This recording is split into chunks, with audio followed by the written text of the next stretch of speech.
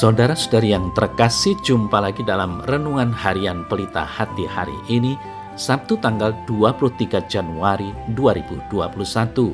Hari biasa dalam Pekan Biasa yang kedua.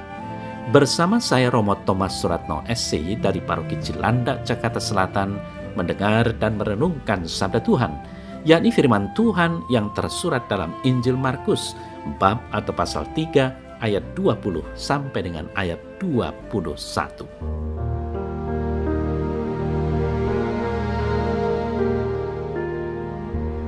Sekali peristiwa, Yesus bersama para muridnya masuk ke sebuah rumah.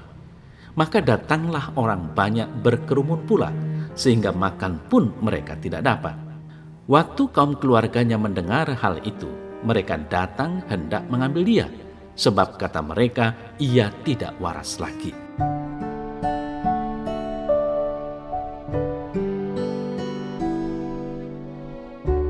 Saudara-saudari yang terkasih, warta Injil hari ini menceritakan peristiwa setelah Yesus memanggil 12 rasul, yakni setelah Yesus mengangkat ke-12 murid, di mana kemudian ia memberikan mereka kuasa untuk mengusir setan. Para murid itu bukan saja diutus untuk memberitakan Injil, tetapi juga untuk menyatakan pemerintahannya, kuasa dan kewibawaan kerajaan Allah dengan jalan berperang melawan iblis, mengusir roh-roh jahat, dan menyembuhkan segala macam penyakit. Nah, ketika Yesus berada di suatu rumah, banyak orang yang berkumpul karena takjub akan kata-katanya dan berbondong-bondong mengikuti dia, tak terkecuali kaum keluarganya. Namun kaum keluarga Yesus itu seakan-akan tidak percaya dengan situasi yang terjadi, yang dilihat dan dirasakan saat itu, di mana Yesus begitu mengagumkan sehingga orang banyak mengikuti dia, hingga muncul ungkapan keprihatinan di mana mereka kemudian hendak mengambil dia dan menganggap Yesus tidak waras lagi. Saudara-saudari yang terkasih, kata mengambil menurut bahasa Yunaninya memiliki arti harafiah memegang erat-erat, menahan, menangkap. Maknanya kaum keluarganya datang dengan maksud membebaskan Kristus dari kerumunan orang banyak. Kaum keluarganya mau menyelamatkan dia dari orang banyak yang terus mendesak tanpa henti. Mereka juga mengatakan bahwa ia tidak waras lagi. Sepintas kita membayangkan bahwa Yesus sudah tidak sehat atau sakit jiwa, bahkan mungkin gila.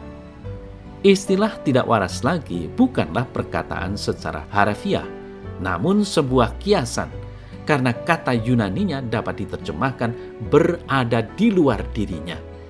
Dengan demikian istilah itu memuat makna orang-orang melihat Kristus sedemikian hebat dalam perkataan maupun dalam perbuatan.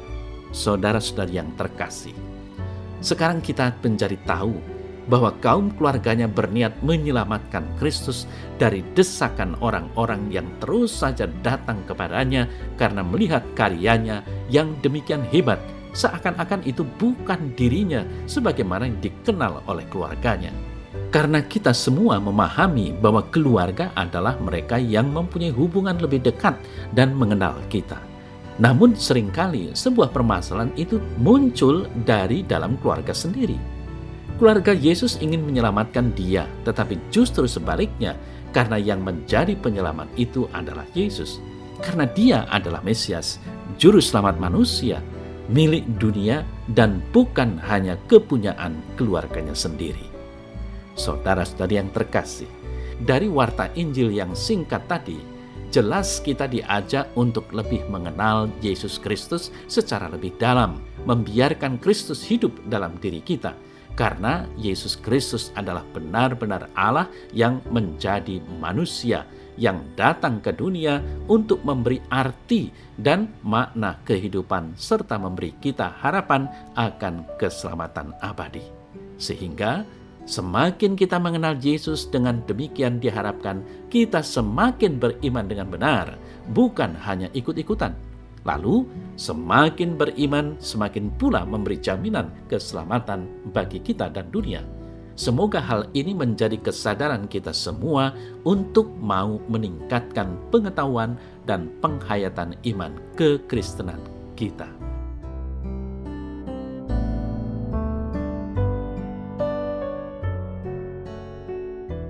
Dalam nama Bapa dan Putra dan Roh Kudus. Amin. Ya Allah Bapa, bukalah hati dan pikiranku supaya aku dapat memahami lebih jauh siapa Tuhan Yesus itu, yang tak lain adalah Engkau sendiri yang telah menjelma dalam dirinya. Tumbuh kembangkanlah imanku akan Dia, dan semoga semakin aku beriman, aku semakin bisa memuji dan memuliakan nama-Mu dalam setiap kata dan karyaku. Amin. Dalam nama Bapa dan Putra dan Roh Kudus. Amin.